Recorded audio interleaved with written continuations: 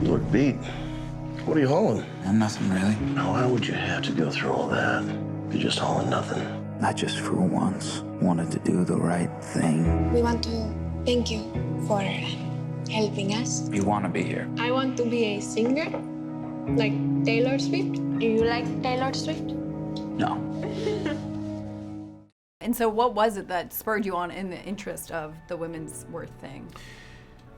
I think when it started for Luke and I, it was kind of simultaneous to the band beginning. Luke had just gotten married and I had met my now wife at his wedding. Mm-hmm. And so love, commitment, marriage, all these things were very, just sort of, we were both very aware of it. And so we shared this simple message and we made these necklaces available at our concerts. They had an Australian 1-cent coin on them, kind of a nod to our homeland. And we've seen, I think to date, coming up on 500,000 men and women, boys and girls over the last few years rally around this and are wearing these necklaces.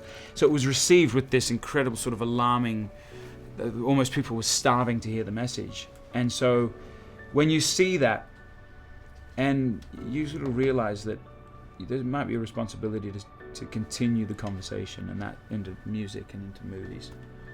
So when did you get on board where you this is kind of an epidemic that's going on, this sex trafficking thing. When did you hear about like ministries working with it, or when did you get on board with the message? About a month or two before they went into production. One of my buddies, Steve Barnett, is a producer on the film, so he gave me the script. He said, I think you really like this and there's a good part for you.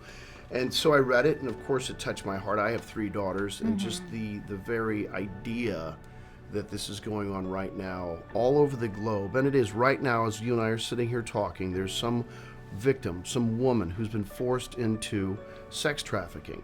And so I looked it up, and when you do, your heart will break. Being a father of 3 daughters and knowing that there's another girl out there, a daughter, that is being taken advantage of and profited from her body, it just makes me sick. So. Yeah. It's got a great message in the fact that the film like this can bring awareness to a subject that most people don't talk about, and they start talking about it, then they become aware, and then maybe they'll do something. Yeah. So how was it working with the brothers and the family? They're a great team, United Front, and it's great because they do obviously a lot of things together. Yeah. Not only the music, but then the film collaboration's a whole different, skill set. Yeah. So it's fun to watch them get together because it's hard to write and work with anybody, and then put sibling into it too. Woo! So really remarkable. Yeah, the family dynamic. And how's that process for you? Yeah, now going into like the film aspect of it, how is that working? Yeah, it was actually a bit of a dream come true. When we first moved to the United States, and we were sharing about this earlier. We were boys at the time, and Dad had been offered a job, 6 siblings, and 1 on the way. My mum was pregnant. We got over here, lost his job, and we had to pull together as a family.